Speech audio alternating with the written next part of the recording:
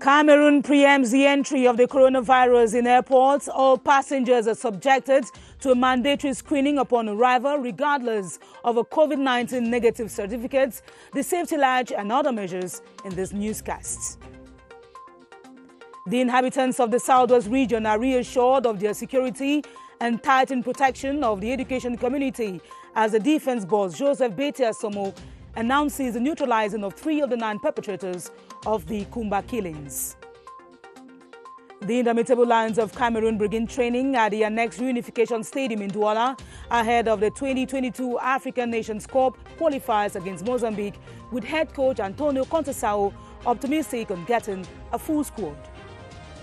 Thanks for joining us. Those were the headlines of the 7:30 News. Good evening.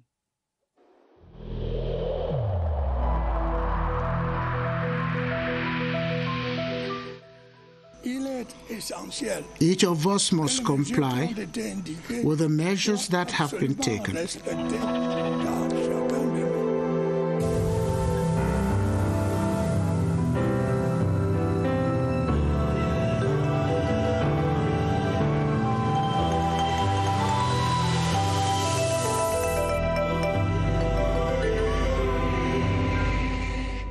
We begin our 30-minute newscast with this official telegram from the Presidency of the Republic. Mr. President-elect, your election as President of the United States of America gives me great pleasure to extend to you my warm and sincere congratulations, as well as my wishes of success in the discharge of your duties. I see your election as the translation of the democratic vitality of your country and the expression of the backing of your fellow citizens of your social project.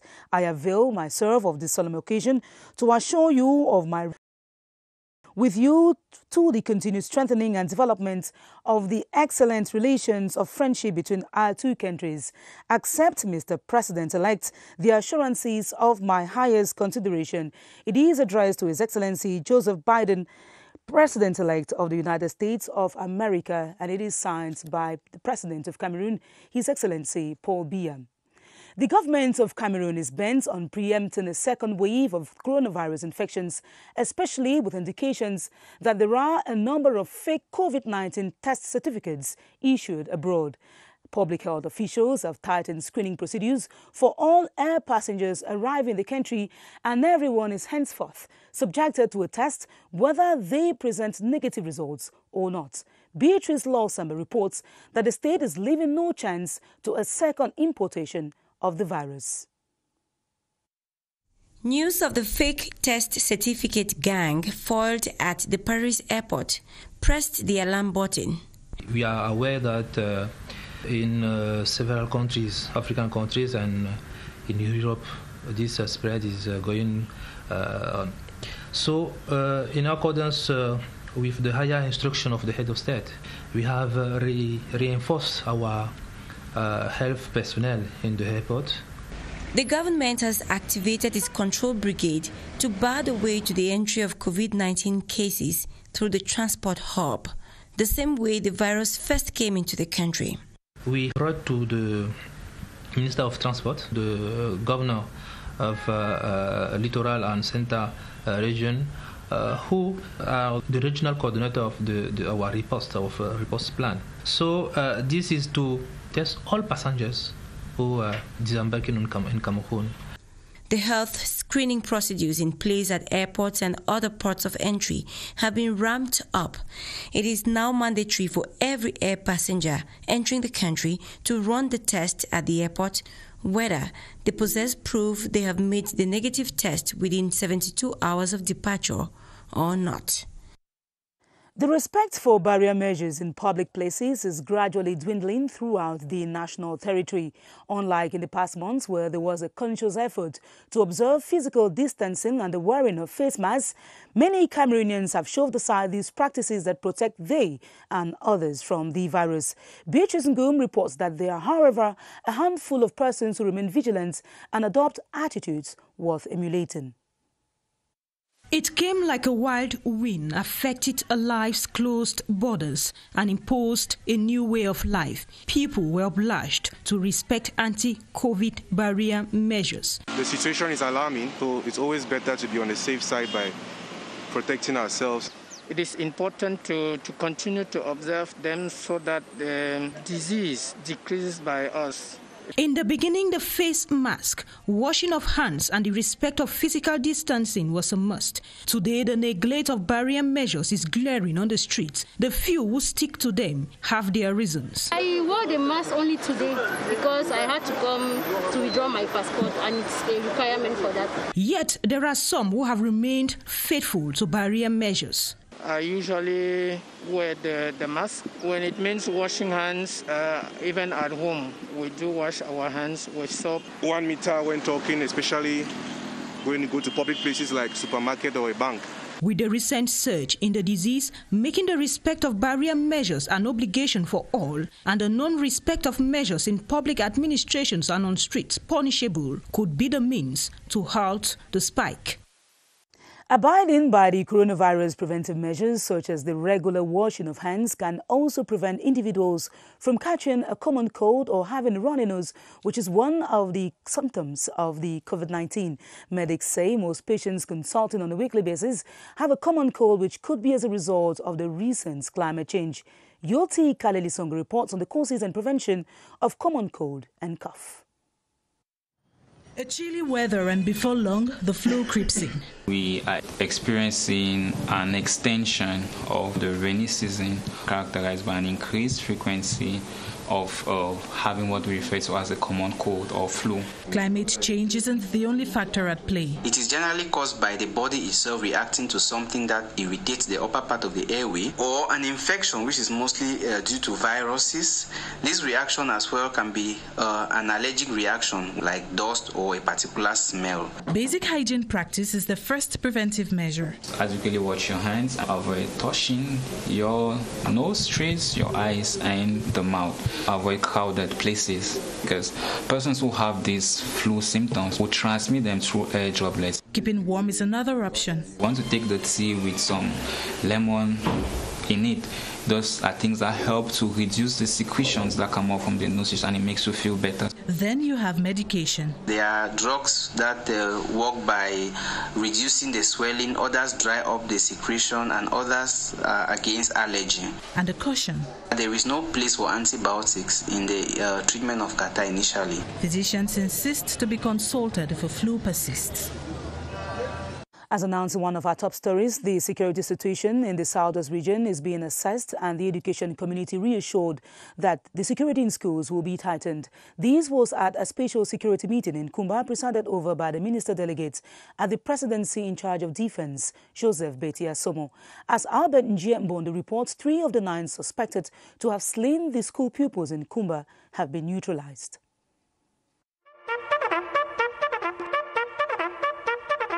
The visit to the Southwest region sounds like a wake-up call at the dawn of attacks from separatists on the school system in the Northwest and Southwest regions. Joseph Betia Somo is flanked by security chiefs of the Military High Command and intelligence services. Recent attacks in Kumba and Limbe are clear indications that separatists intend to jeopardize the success story of the back-to-school campaign registered this year.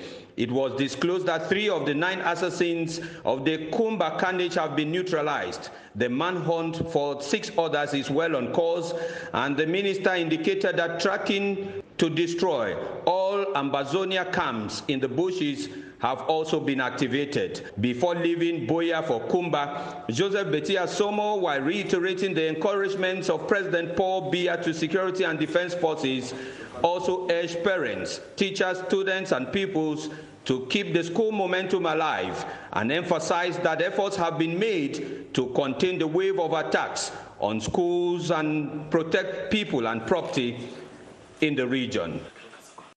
The families of the deceased children in Kumba who are still in grief have been encouraged to keep the faith and to trust government to apprehend the killers.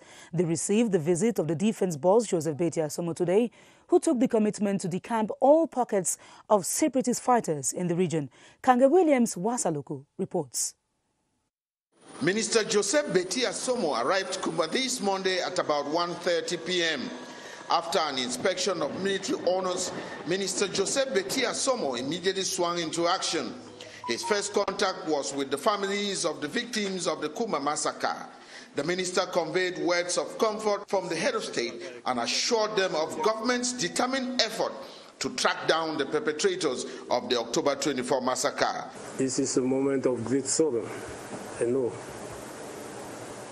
So it's not the moment for words, but I can say it's a moment for action, and we will continue, security and defense forces, to do our job here. Speaking on behalf of the bereaved families and the population of Kumba, the city mayor, Greg Mwano, saluted government's continuous effort in consoling the bereaved families. We are very happy, and I want to say in their name, in their respective opinions, we are thanking you. At the end of the one-day visit, Minister Joseph Betty Asomo leaves Kumba feeling confident that the security situation is under control, but needs to be reinforced. In our talking point tonight, we zoom in on the legal provision relating to incompatibilities, obligation of residency and automatic secondment of state employees who were elected as council executives over 8 months after the election of municipal authorities in the country. The law, which is expected to push through the decentralization process, is yet to be respected. Constantine Baum in the following report looks at the reasons for such a disdain of the law. The General Code of Regional and Local Authorities enacted on 24 December 2019 requires the mayors and their deputies to serve and be committed to their functions by devoting their time to the full exercise of their mandate. The provision of Section 143 of the General Code on Regional and Local Authorities, that they have the obligation to consecrate themselves to the service that were vested upon them. Some mayors still accumulate functions. The lack of legal disposition which activate the repressive dimension to oblige those mayors to get away one of their activities. There is a kind of culture of egoism in our society. The code gives a list of offices that are incompatible with the functions of mayor. Minister delegate, Secretary of State, and so on. Member of Parliament, because you cannot have 2 mandates. Senior divisional officers and governors, and also their deputies.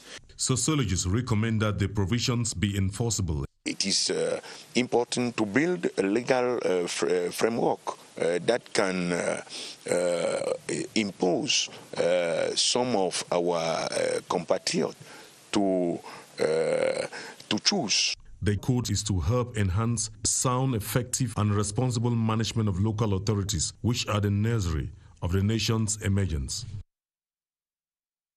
On to politics, the national president of the People's Movement for Dialogue and Reconciliation, Professor Jean-Claude Chanda Tomne, has paid a courtesy call to the chairman of the Social Democratic Front, Ni John Frunde. During the exchange, the political leaders underscored the need to restore peace in the crisis-stricken regions and for the political class to work in synergy for the development of the nation. Ni John Frunde used the occasion to announce his availability to take part in talks that will resolve the socio-political upheavals in the northwest and southwest regions. And on to other news. Hundreds of youth in the Far North region have benefited from funds from the Special Youth Trainer Plan intended to ease their socio-economic insertion. The Minister of Youth Affairs and Civic Education, Monuna Futsu, was in Meme, where he distributed material for their small ventures and development projects. Henry Tato Ekambi reports. Going through training, the hundreds of beneficiary youths in the Far North proposed projects in the domains of agriculture, crafts, the digital economy, amongst others, but were awaiting finances. The Ministry of Youth Affairs and Civic Education, in a bid to speed up the 3-year Special Youth Plan, allocated funds which were offered to them through installation materials and checks. We want to put our project in place like a restaurant. I want to thank the government. The Minister of Youth Affairs, who handed over the installation materials in Meme, in the Mayo Sava, a division that has been hardly hit by the Boko Haram sect. The young people are now open and ready to seize all those opportunities. Their eyes are open and they know that This region is a rich region. Moral, civic and entrepreneurial rearmament kits were also handed to officials of decentralized youth services to monitor the young beneficiaries. In economic news, a 5-day conclave on the implementation of the restructuring process of the regional economic communities of Central Africa is underway in Yaoundé. During the meeting chaired by Charles Assamba, the experts from 11 countries in Central Africa, ECAS and CEMAC institutions worked on the fusion of the bodies for better economic results. Caroline Okier-Anoma has the details.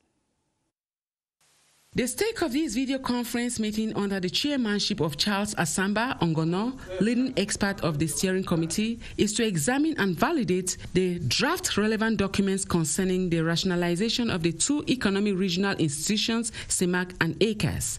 If we are not efficient, we cannot go upon that free zone. We cannot be efficient, we cannot be competitive. So we have now to merge and to have a sort of unique block, and we have to bring alongside us those countries that are competitive, such as Rwanda, Democratic Republic of Congo, Angola. Other aspects that will be examined are the draft institutional frameworks of ECAS and CEMAC, the unification of the free trade zone of both institutions, the elaboration of new instruments of commercial cooperation, such as common external tariffs, custom codes, and a common commercial policy for the 11 countries of CEMAC and ECAS.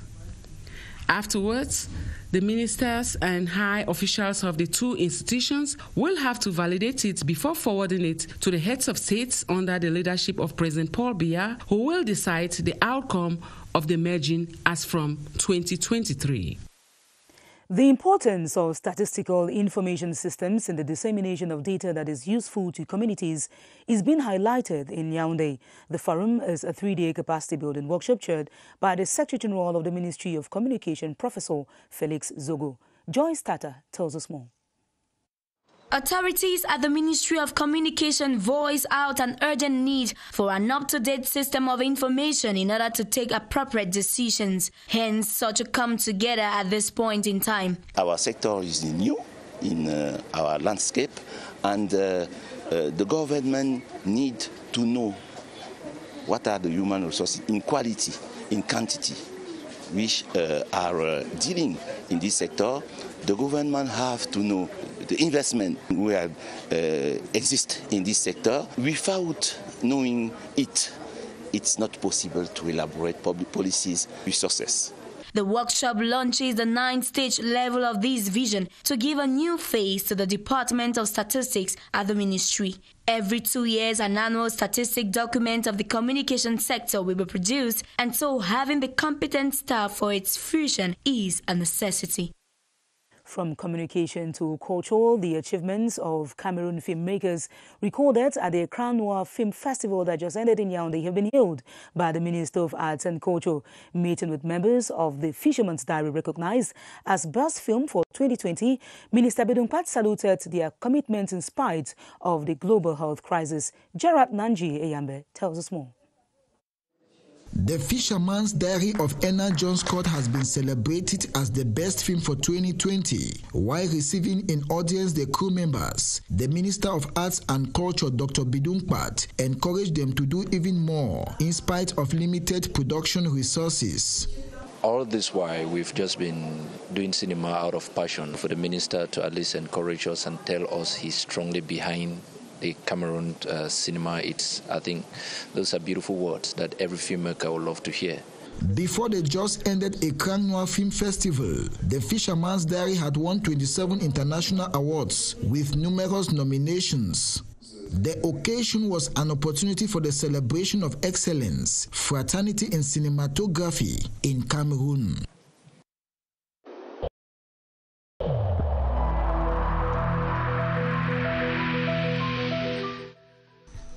The wearing of face masks in public places will be mandatory until further notice.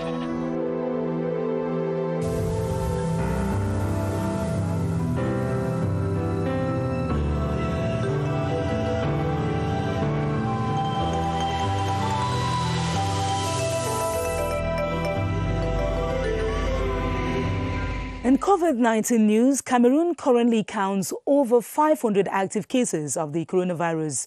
This as countries the world over are experiencing a second wave of infections. For the state of Cameroon, the intention is to completely stall the spread, and this can be achieved only through the strict respect of the prescribed preventive measures.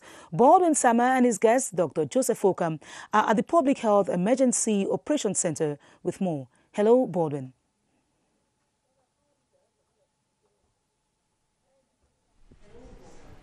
Good evening to you, Esther Kima. I should say it's the laissez-faire attitude on the part of Cameroonians that may certainly lead us into the second wave for the spread of the coronavirus in Cameroon, given that so far in the country, as of tonight, the latest statistics we have is that 22,421 Cameroonians have been infected with the coronavirus since March this year, and we have had 443 Cameroonians who have so far died of COVID-19 in the country, with 21,510 Cameroonians who have recovered from the virus, and we have a recovery rate that stands at 96%. How possible is it, I'm talking about Cameroon, to move over to a second wave, talking about the spread of the coronavirus in Cameroon? We talk about that with our guest, Dr. Joseph Okam. He is a virologist. Good evening to you, Doctor. Good evening, buddy.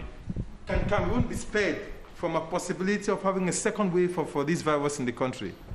Effectively, the situation is very alarming at the moment because with the reopening of borders and returns back to school, same as in Cameroon and in other countries, now we are seeing new cases of COVID-19, even among people who were initially infected.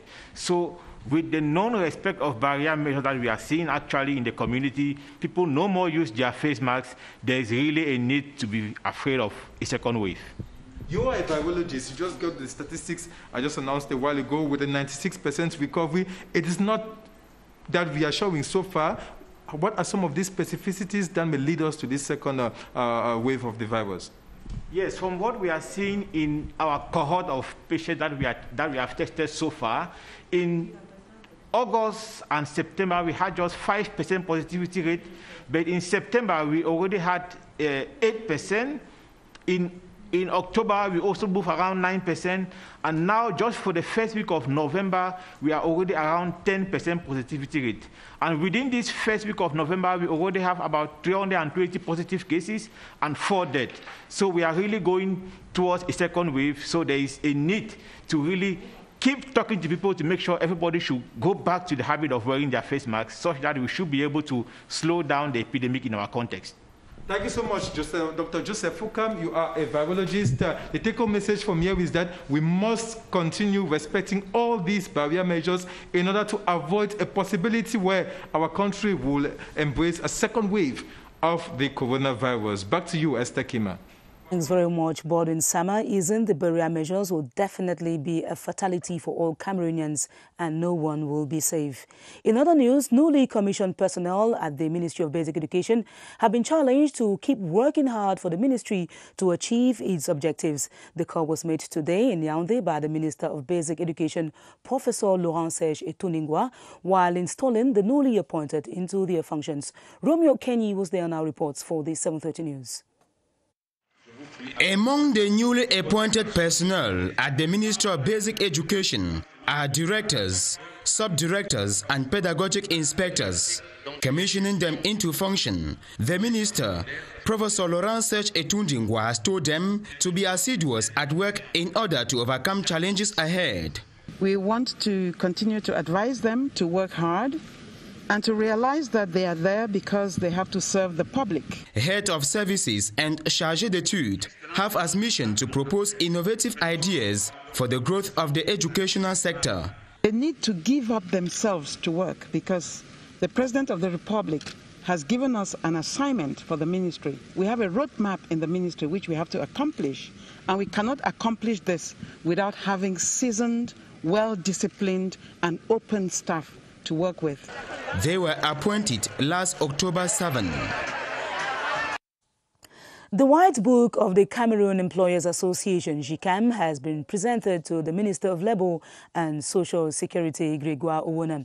GICAM's President, Celestin Tawamba, in the audience outlined that the publication is intended to shield the effects of the coronavirus pandemic on businesses and to increase on the productivity of workers. Mr. Tawamba Celestin was accompanied at the audience by 5 other members of the association. Elsewhere, internally displaced pupils and students from the Northwest and Southwest regions, now resident in Bangu in the West region, have received didactic material. The benefactor is the Deputy Speaker of the National Assembly, Honorable Theodore Dato, who encouraged them to continue working hard and to feel at home in Bangu. Charles Ebone has more. These are the school material, including exercise books, distributed to internally displaced students found in the Bangu subdivision, Upper Plateau division of the West region of the country. We have to help those children go to school without problem.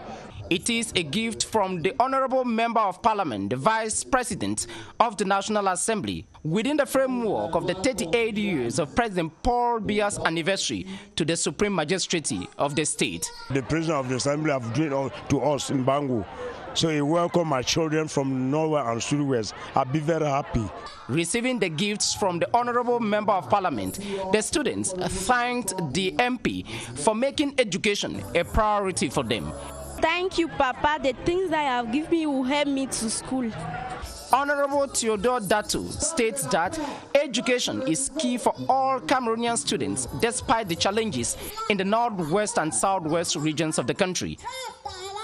And now on to sports. The Indomitable Lions of Cameroon have held their first training session today ahead of the qualifiers of the 2022 African Cup of Nations. The team will be playing against Mozambique this Thursday, and before the encounter, head coach Antonio Conceição is hopeful that there will be a full squad to ensure victory. Jules Ndema reports from Douala.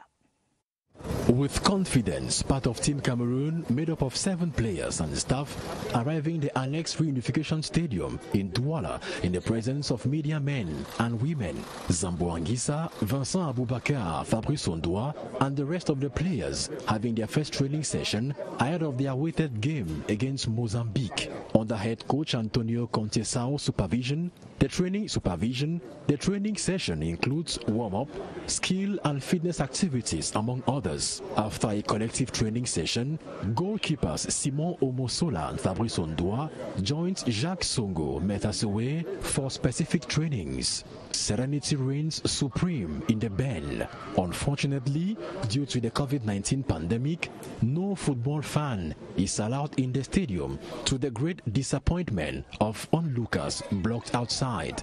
The rest of the players are expected to join the squad latest this evening. And the second training session programmed for Tuesday. Fans of the Lions are looking forward to see their team play over 22 years after in Douala.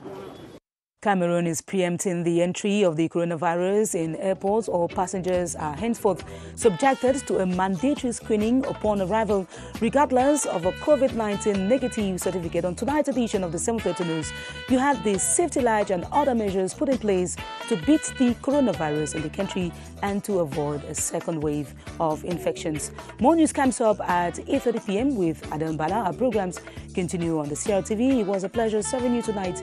Good evening. I'll be back again tomorrow at 7:30 p.m. God willing. Good night.